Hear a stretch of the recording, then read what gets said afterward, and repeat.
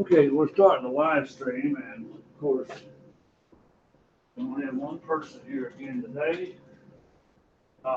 Jonathan and Cole did come take their cost accounting test yesterday. We graded it and looked at it. So everybody, I think, has taken their cost accounting. Hillary and Terry and Monique and Jonathan, Clayton and Savannah were 7, but everybody took the test. So finally, we're caught up. Everybody's caught up in taxes and so forth. Okay, we're only going to cover one more chapter. I'd like to cover 2. So you're only going to have an exam on 2 chapters. Joint cost, break-even analysis. I'm going to try to give you, I'll probably have to give you all problems. I'll have to look and see what I've got. But if I can find multiple choice that has problems in it on operating leverage, margin of safety, and break-even, then I would I'll give you multiple choice. But I'll let you know next week when the exam is and so forth. Let's see. Monday, I don't think you are involved in it, but there is Monday. There is Student Awards Day, and you folks that were invited, I wish you would show up. You will get a certificate from IRS and a certificate from the college, and you'll be recognized, and it's an honor. So if you could show up at 3 o'clock next Wednesday in the Student Center, that's where the awards are. All right, we're going to. I'm not a PowerPoint person, but since many of you are not sitting here today, I'll use PowerPoint. Usually, most people are in class. I won't use PowerPoint. I'll use maybe Notepad or illustrations in the book or my own illustrations, whatever. But we want to look at joint cost, and I'll try to explain to you what joint cost means. Joint process, a single process in which one product cannot be manufactured without producing others. All right.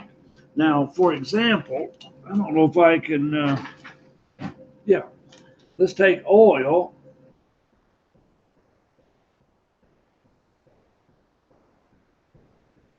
That one's not even on there.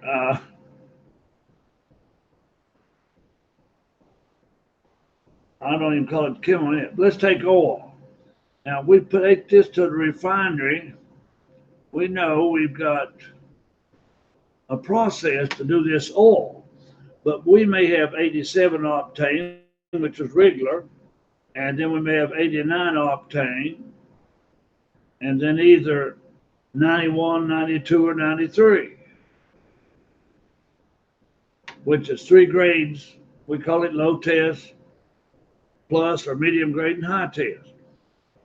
All right, but up to a point, the cost is the same for those 3. Now, when you break off, you've probably got more ingredients in the 93 octane. It probably burns cleaner and so on. We'll add more to that, but they have joint cost up to a point. Well, if you take a log, the cost of getting that log out of the mountain is the same, but you might produce from that one log 2x4s and some 2x6s. So you got a joint cost up to a certain point.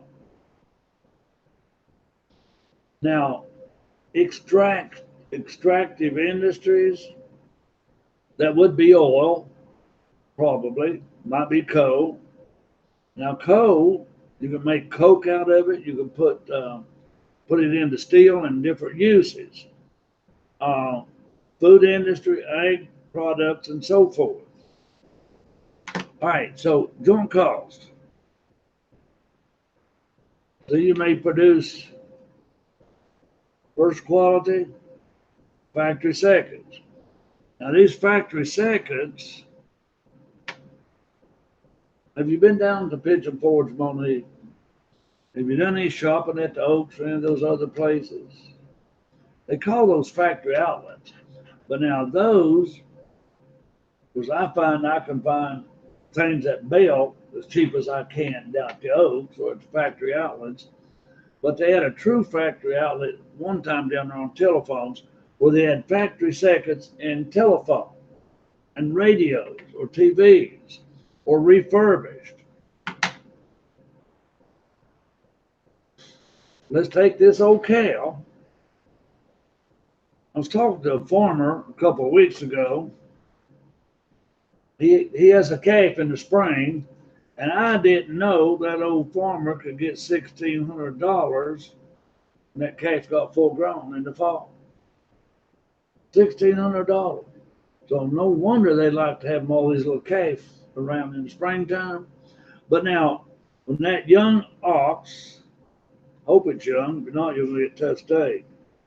But you can see raising that cow, price of that cow, you're going to do whatever you have to do to clean that cow.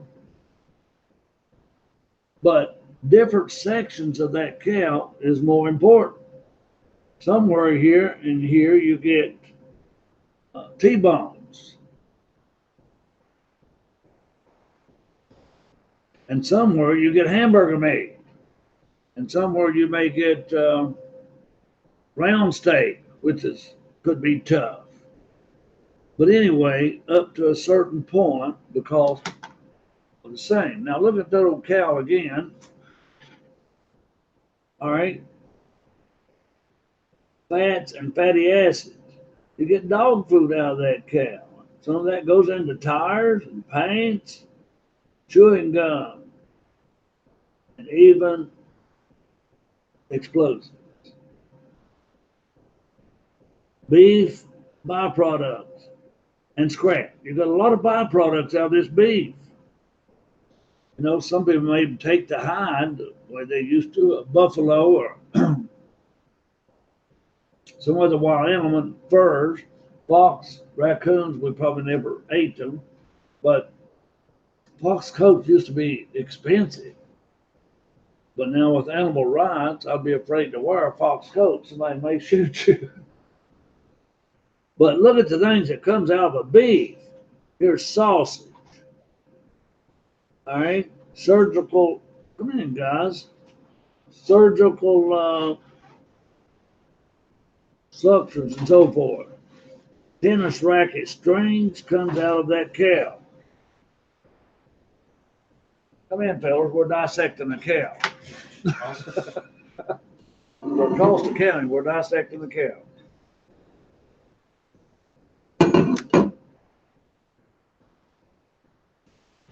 All right, glad y'all showed up today, guys. What we're talking about is joint cost and first quality and second quality or byproducts.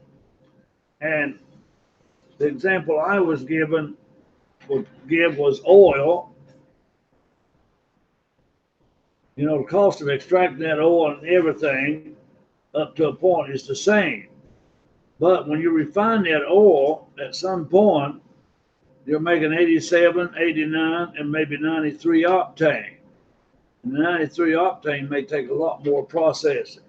So it's joint cost up to a point. And I illustrate that with the log also. It's joint cost and getting the bark taken off that log and skinning it or whatever they might do at a sawmill. And anyway, have you ever been around a sawmill, Clayton? Yeah. And all right, but that log has joint cost, and you may get 2x6s or 2x4s. And now there is byproducts from that log, which is maybe firewood. The parts of it they can't use themselves for firewood. And then sawdust can be a byproduct. Now, when I got out of the 7th grade, I had a full-time job at sawmill in summer. And I was the water boy. I had to go down the road about a mile to the spring and carry water for the work. But I also had to haul out the sawdust. Had a big shovel and a wheelbarrow. And it would be illegal now. I had to go up under a saw blade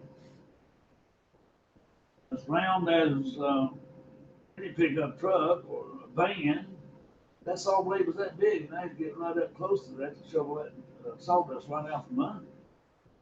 So that'd be illegal now. Definitely was unsafe. Looking back on it, whew, I wouldn't let my 13-year-old do that. Okay.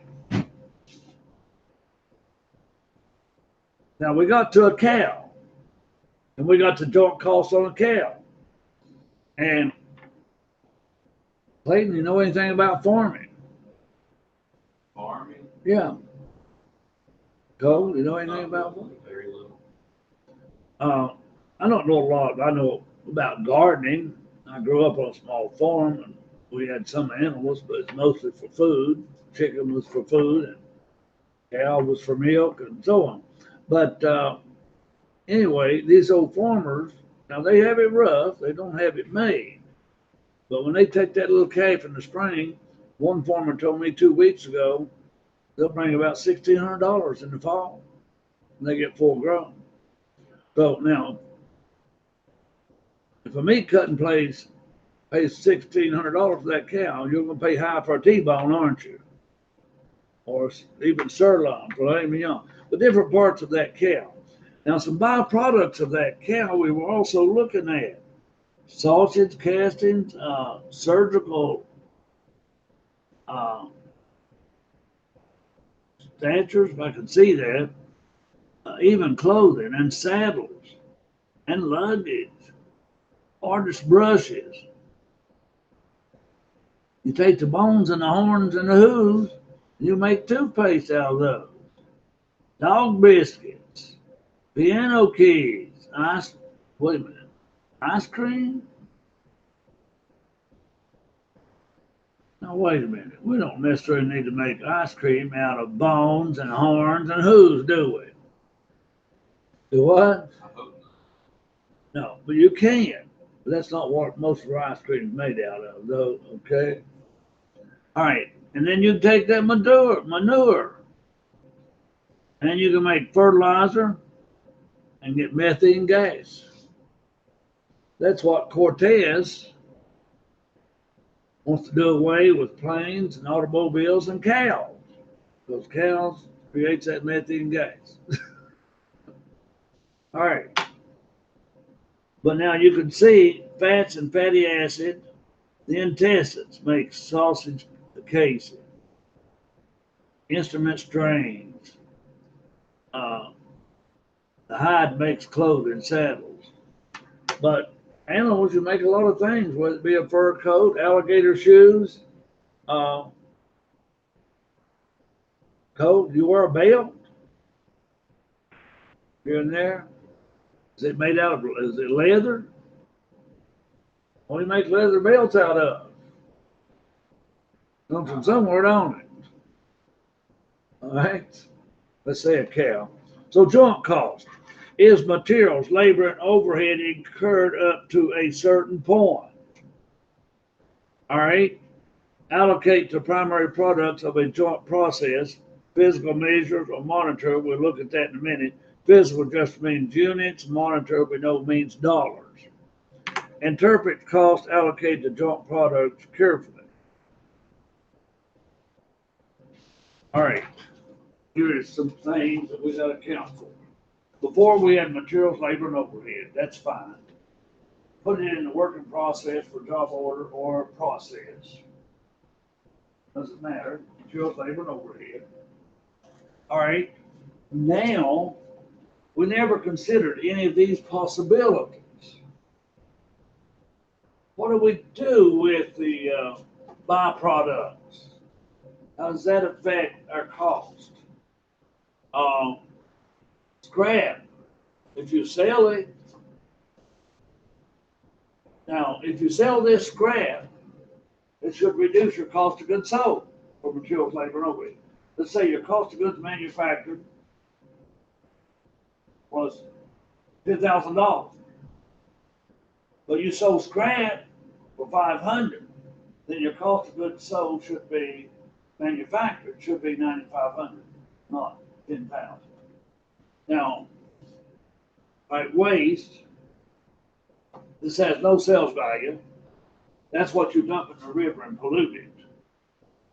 okay, and kill all the fish and poison people downstream. That's what you do with waste.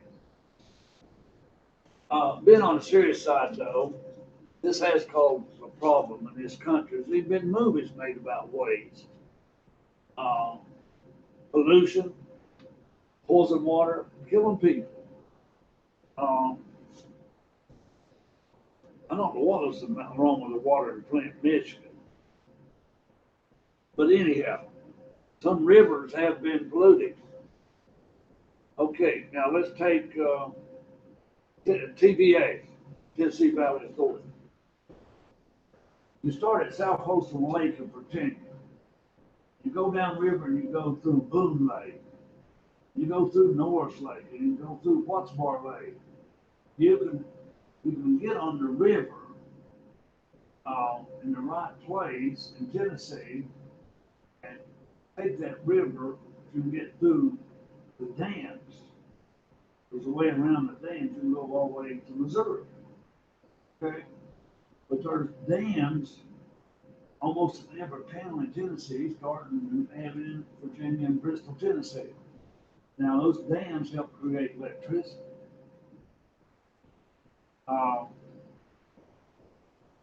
Anyhow, there's waste.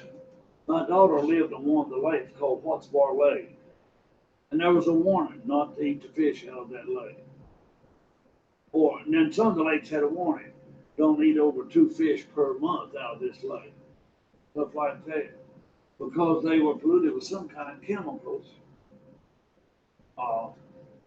There was a power plant in Oak Ridge, and there was, I guess, Tennessee Eastman and Kingsport, but there was pollution. Couldn't even eat the fish. So waste hurts us if it's not disposed of properly. Now let's look at the 3 main ones up here. The joint product. All right, so we take oil and we make high test gasoline and we make low test. They have joint costs. High test sells for more than low test. So how do we split that joint cost first off? Now, a byproduct. Incidental output of a joint process with a higher sales value than scrap and less than the joint product. Now, sawmill, they're going to make 2x6s and 2x4s and 2x10s and 2x8s or whatever. But if they sell the scrap wood, it's not this. It's not waste. Now, sawdust at one time was just pure waste. I dumped it in a big pile and it got so hot that it got on fire and would burn down some. But the scrap wood, they sold it to people for firewood. So it had a value. The sawdust is pure waste. The wood was scrap, right, with a low sell value. Then you get up here to a byproduct, all right, with a higher sales value than scrap, but less than joint product. What is a byproduct? We'll look at some, I hope. We've got to look at separate costs incurred in later stages. That's easy to identify. Split-off costs, when joint costs are first identified as individual product. And that's about the same as separate costs. Now, joint costs are sunk costs once the split-off cost point is reached. You can't do anything about a sunk cost, in other words. And joint costs can be reduced by the sales value of a byproduct or scrap, and it should be. Here's a chicken soup company. When I got out of high school, you weren't going to go to college. You went to the military. Well, you went to Newport News and worked on ships. You went to Detroit and worked on automobiles. Or you went to Ohio somewhere and you worked in a soup factory. They paid pretty good. Okay? They did a lot of this chicken, Campbell's Chicken Little Soup. Okay. These chicken soup companies. All right? Chicken noodles, chicken dumpling, chicken with rice. That chicken is prepared up to a certain point. Then you split off.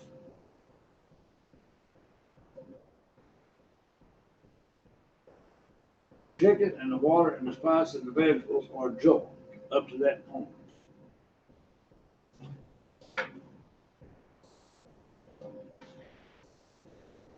Then we got to add stuff to make it noodles or dumplings or rice.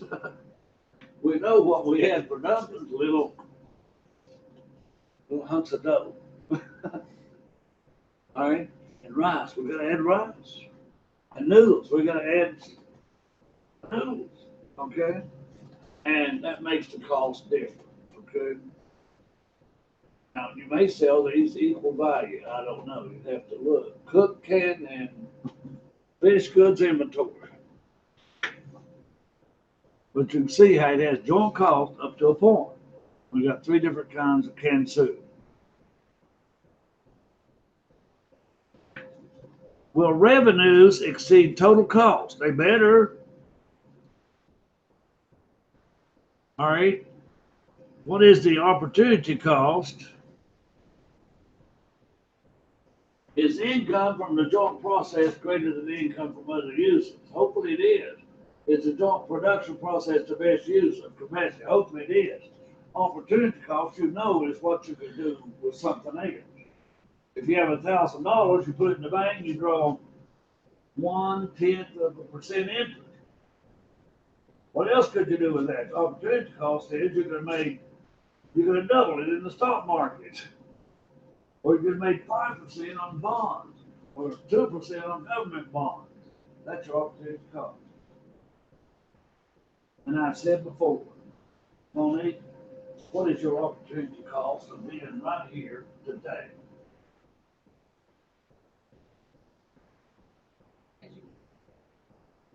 That's what you're here for. But what are you giving up to be here? Time. All right. So you're not here. You're gonna be home sleeping. I see your opportunity cost will be sleeping at now.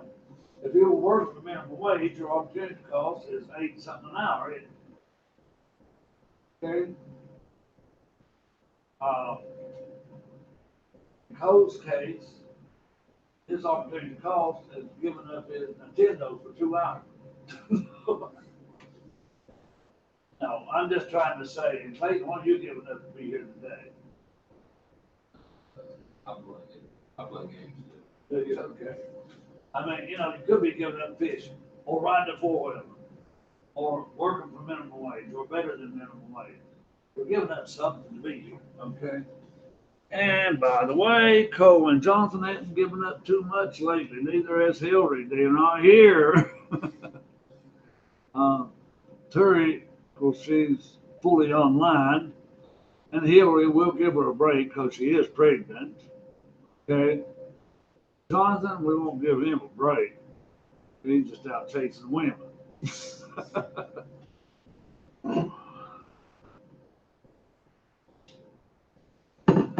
Okay. Will revenue exceed total cost? It better. And what is opportunity cost? I just showed you and told you.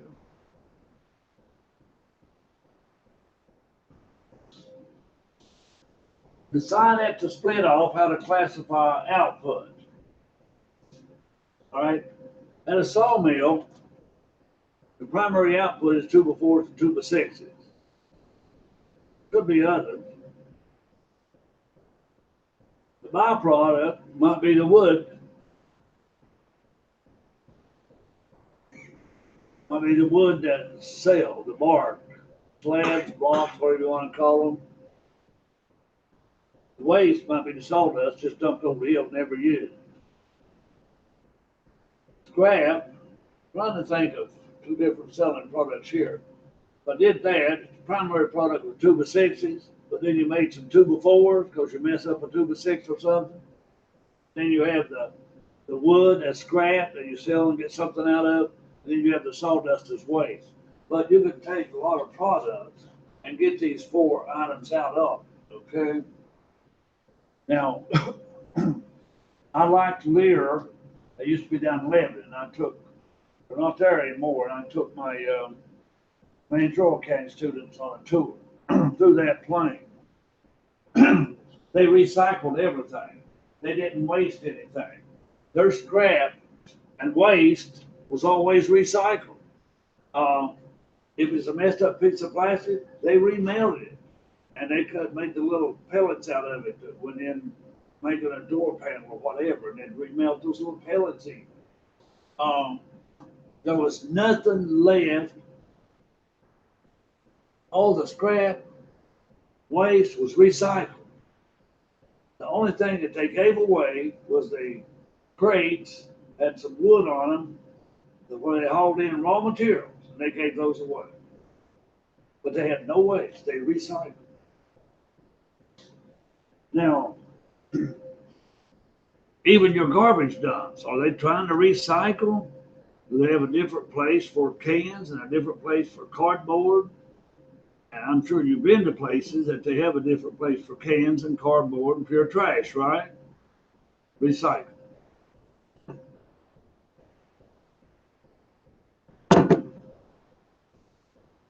Can you buy a bottle of Pepsi or Coke in glass anymore?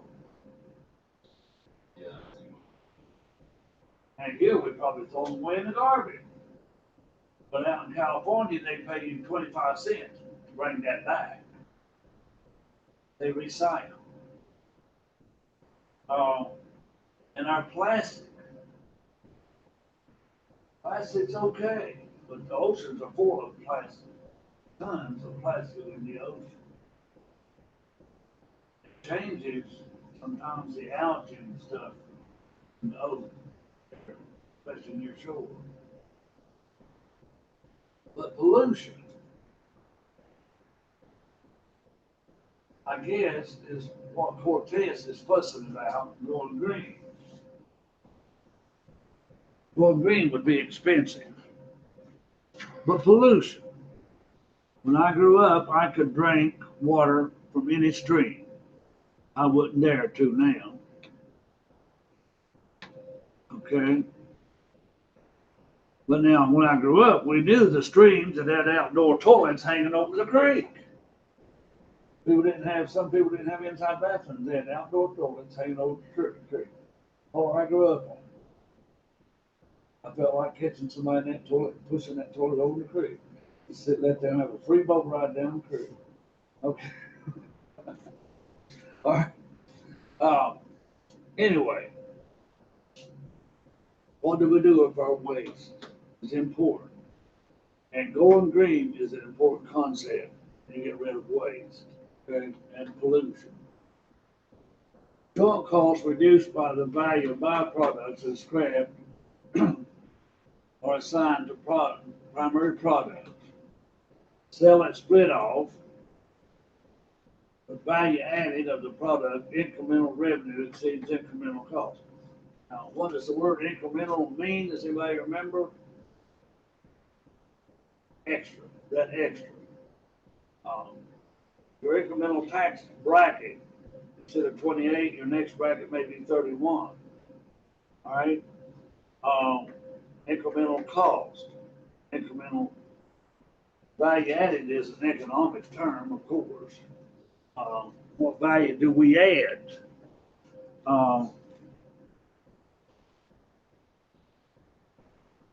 Some products we don't add any value, and some we do. We clean it, we wrap it, and then we sell it. Okay, so moving on, we're going to allocate, and this is where it gets important. Each method may allocate a different cost to a joint product. And we're going to look at both methods, physical and monetary. Physical would be units, monetary should be dollars. So we'll see.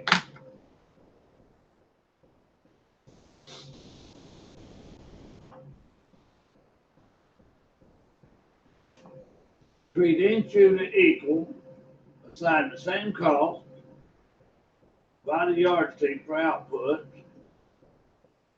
All right. Examples of physical measure here also tons of meat, bone, and hide, tons of ore and mining, linear of broad feet. Think a linear about 3 feet foot is 1 by 12 by 12. That's a 4 foot or broad feet, whatever you want to call it. All right, barrels of oil and petroleum, number of computer chips. Now, joint cost is equal. $150 over 300 pounds, whatever we're producing. So that 50 cents a pound up to that point.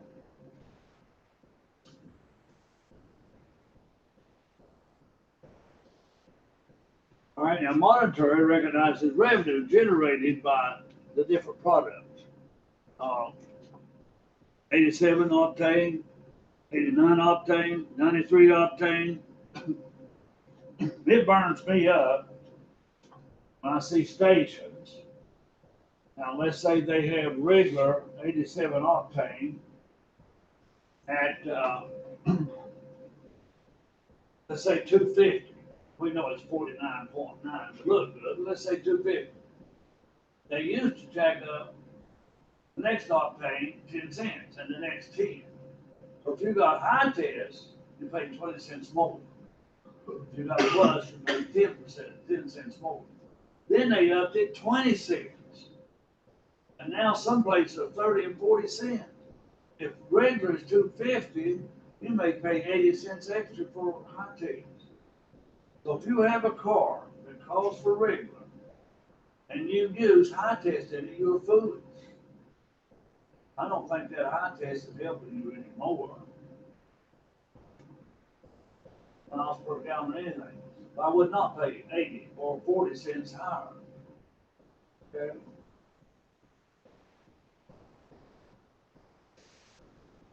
Your car call for regular, Clayton? Is that all you put in it? Some people think they do better to put a tank of high test in once in a while. If it calls for regular, put regular in it.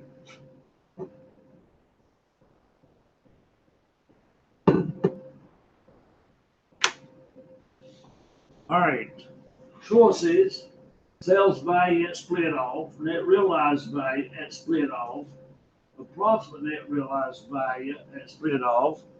So there's a couple of terms we'll have to look at. Net realized value at split off.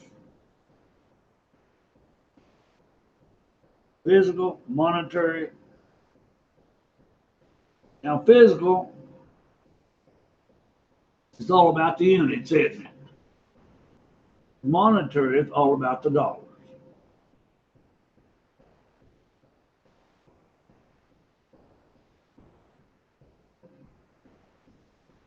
Monetary measure.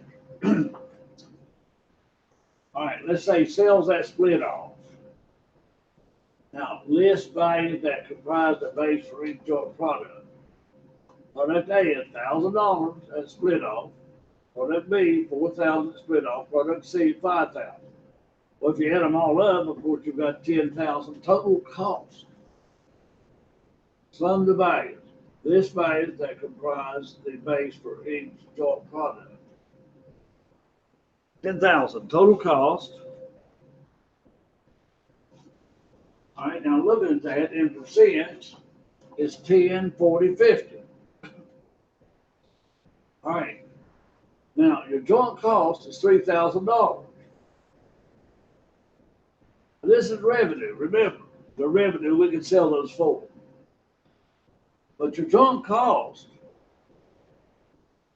we could have gave them equal joint cost. We could have gave each product $1,000. But is that fair? No. So we're going to give 10% of that to the first product, and 40 and 50. We're going to allocate based on pretty much sales value. And that's how you allocate joint costs to product A, B, and C on a monetary basis.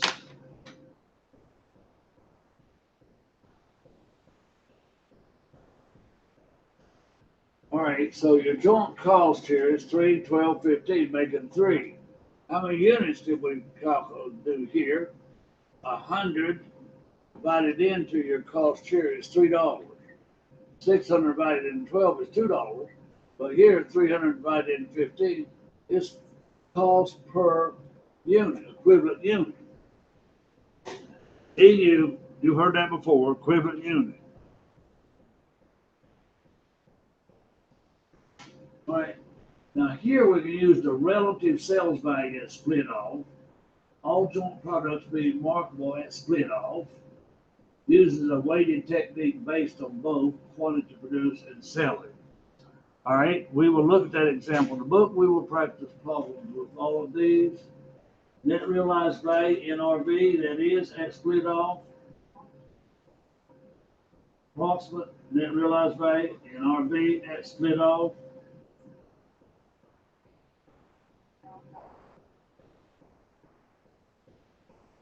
All right, we looked at sales value at split off. That's the only one we've looked at. We'll have to look at this pretty careful, and we'll have to look at this one pretty careful.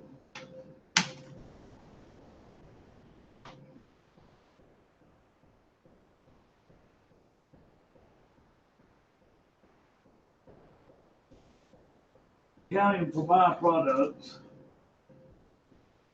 Companies devote time, attention, and creativity to developing revenue sources. Sales value of byproducts is recorded using net realized value or realized value, net realized value or realized value. Choose method based on magnitude of NRV, need for additional processing after split off. Now, some byproducts use additional processing. Use this method when NRV is significant. Indirect method reduces cost of goods sold. Direct method reduces work in process. Now these are the two important ones here.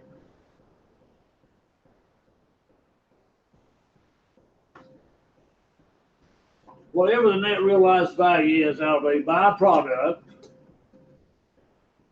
you can use reduces the cost of goods sold. Okay, if you use the direct method, we can reduce the work in process. Okay?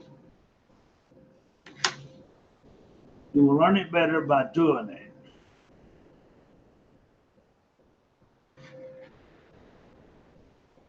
This is usually the traditional method, not the best.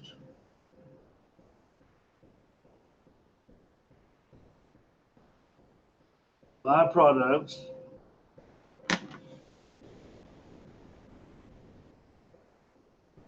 Now, factories in this area, I've asked you this before.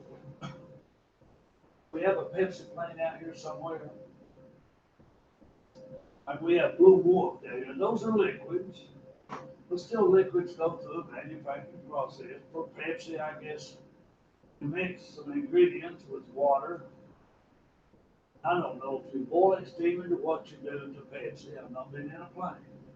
Okay? But that's manufacturing. Building a house out here is manufacturing. Or construction on the highway is manufacturing. You're making something. Okay? Building a house, there's not many byproducts except scrap wood. Okay? I'm building a highway, I can't visualize any scrap products. Okay?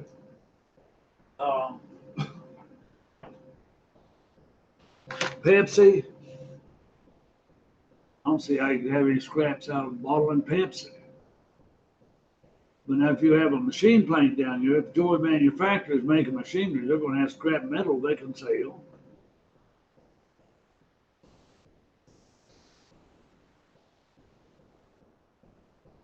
Now right here, you recognize by the product value when items are sold. Now here's the first option, we can record other revenue. So we debit cash and credit other revenue. Or we debit accounts receivable and credit other revenue. Now, the second option,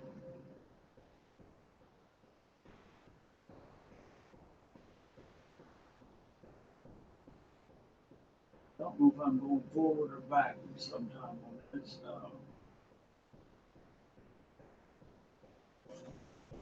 Let me see. I'll make sure I'm going forward.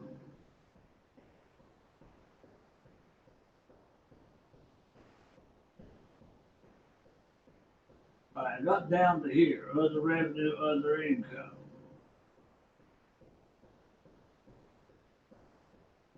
Some companies may add the proceeds to gross margin.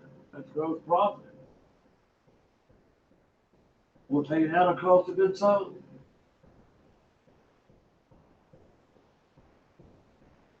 We'll take it out of cost of goods manufactured. Here's where we're getting a little more involved. Proceeds reduced to manufacturer overhead account. The journal entry used to realize approach. And you can debit cash and credit factory overhead. That reduces factory overhead because factory overhead has a debit balance for actual. This would reduce your actual factory overhead. Now, if over here, proceeds reduce work in process, we debit scrap inventory for its value and credit work in process. Well, that reduces your cost of goods sold $2. And we debit cash and credit scrap inventory. That's two ways. Realized value approach and RV approach. Net realized value.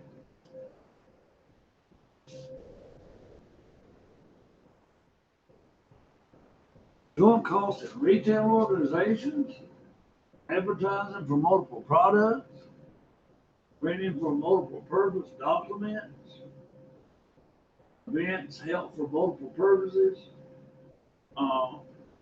physical number of locations, monitoring. Now, advertising. Do you know of a company that advertises? I mean, we can look at ads for General Motors or Ford or Nissan or Toyota. They're advertising that one product. However, when you see an ad from General Motors or Toyota and they show off, let's take General Motors for example. They're showing all their trucks and all their cars and all their SUVs. That's multiple products, isn't it? Okay?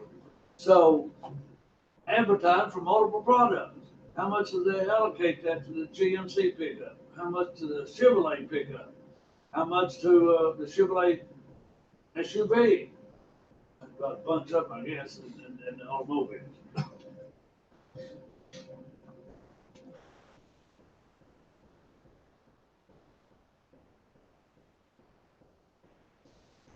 Joint costs related to fundraising, not for profit.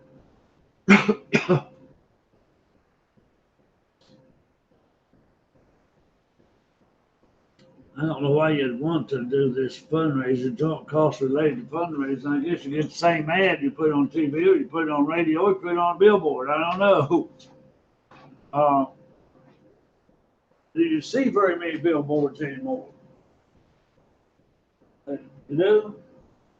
They clutter up the highway, but a lot of people like to rent those billboard spaces. They get good rent, $7,500 a month just for having a couple posts on your land.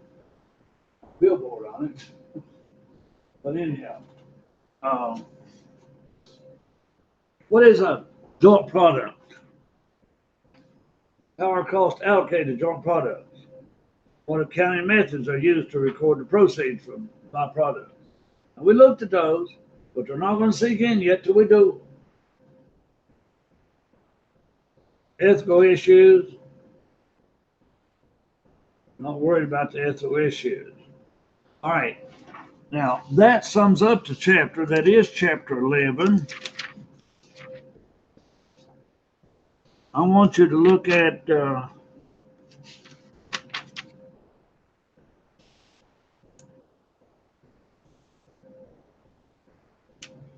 want you to look at page 441 if you have a textbook.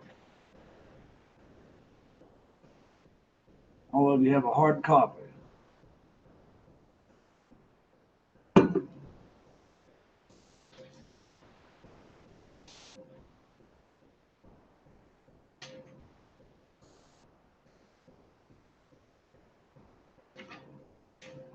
Look in the middle of page 441, example 11.6, gobble, joint cost allocation based on physical measures. All right, you got a turkey. You got breast from that turkey, and you got ground meat from that turkey, and you got whole meat from that turkey.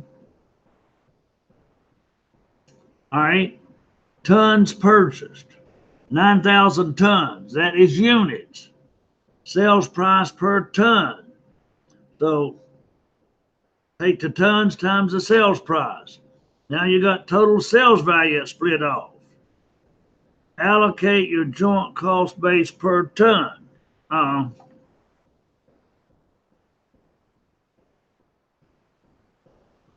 Joint cost base per ton. All right, now that $600 is your cost up to that point. You take a turkey, you murder it, you clean it, and you cut it up for different reasons. You cut up that breast. You can buy half a turkey breast or a whole turkey breast, just a turkey. Now, if you buy the whole turkey, you get the legs, everything else with it. But Clayton, have you ever eaten a turkey burger? I don't think so. Did you get a turkey burger?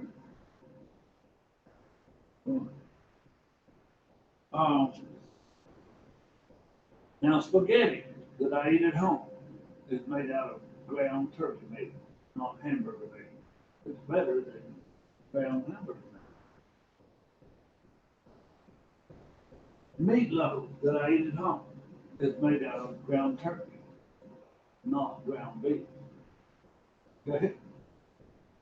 So you can do about the same thing with turkey as you can beef, can't you?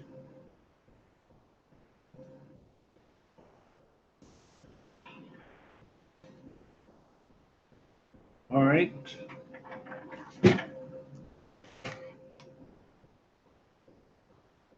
I like beef better than I like chicken, but I eat more chicken because of the health issues. All right, so keep that in mind. That is unit valuation on page 441. Now, on page 442, gobble gobble, based on sales value. Now, if we go down, we got the same 9,000 pounds of turkey. The sales price for breast, 28,000. Ground is 1,800, and whole is, I don't know what they mean by whole. Maybe the whole turkey. Whole turkey. You've got a lot of turkeys coming in there.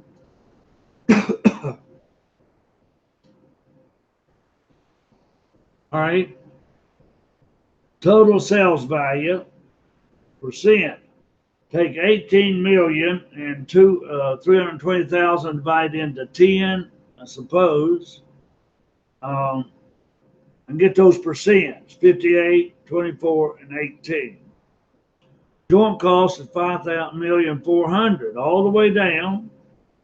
Total allocated joint cost. What are we going to? All right, Clayton, you have a calculator, or Cole, or anybody? Take that 5,400,000, multiply it by decimal 58.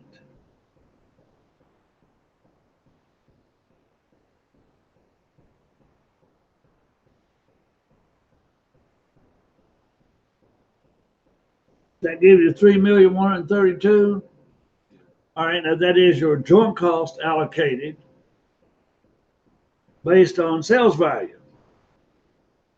And then your ground gets 1,296,000, and your whole gets 972.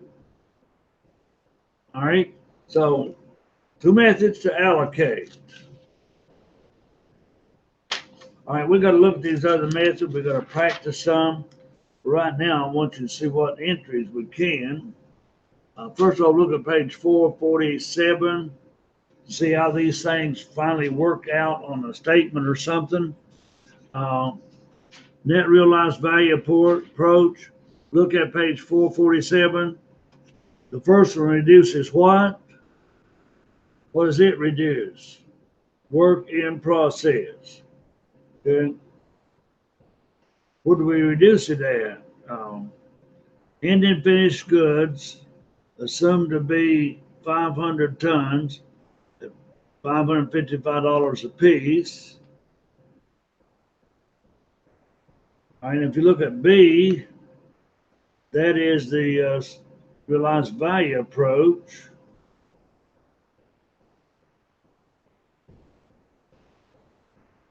And they got that down there, the unadjusted and the net realized value. But this is the same company. You get the same income. On A part, we got 957,000 income. On B part, we got 980. So some of that cost must stay in work in process. So we need to look at those charts and study them. Now, byproduct and scrap on page 449. A is your net realized value approach.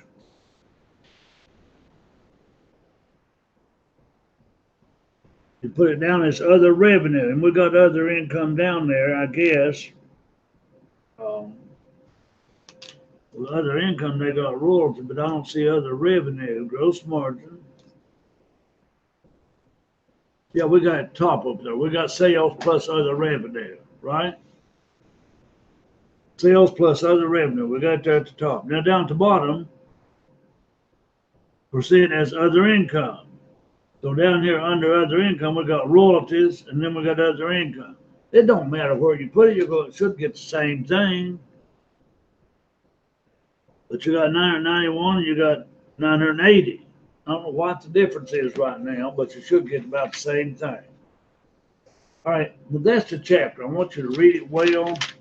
I do want you to start some problems and exercises on the chapter. So let me give you 4 or 5 for Tuesday. We've only got next week on this chapter. And we got to back up and do a couple of things on the other chapter. All right, I want you to try exercise 13.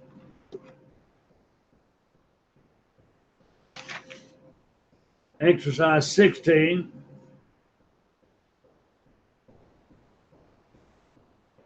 17.